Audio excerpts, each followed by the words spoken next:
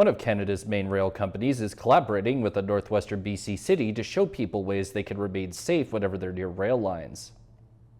CN Rail has spent the past few days promoting this ongoing week as Rail Safety Week, an annual event held in September that is dedicated to reminding the general public how important rail safety is, in addition to pointing out the risks in trespassing in rail yards and not following rail crossing signs.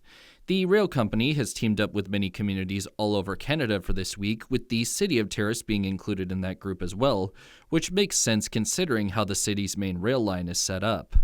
Obviously, when we talk about rail safety, the concern of the rail yard being in the middle of our town is always top of mind.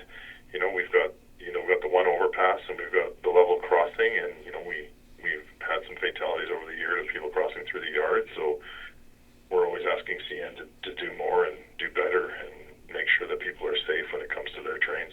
Terrace Mayor Sean Bouitosh also had some potential ideas on what CN Rail could do in order to improve safety measures around rails in the community. I would hope that CN would work with higher levels of government and work on ways to increase the ability for people to cross the tracks.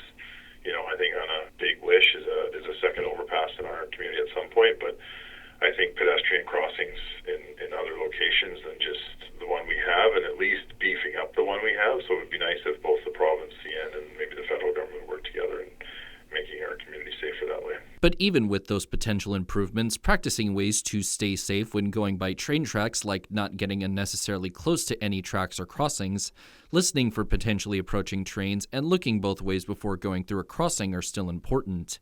Anyone who notices an unsafe situation near a railroad is asked to call the CN police phone number at 1-800-465-9239. For CFTK-TV News, I'm Cael Maslin.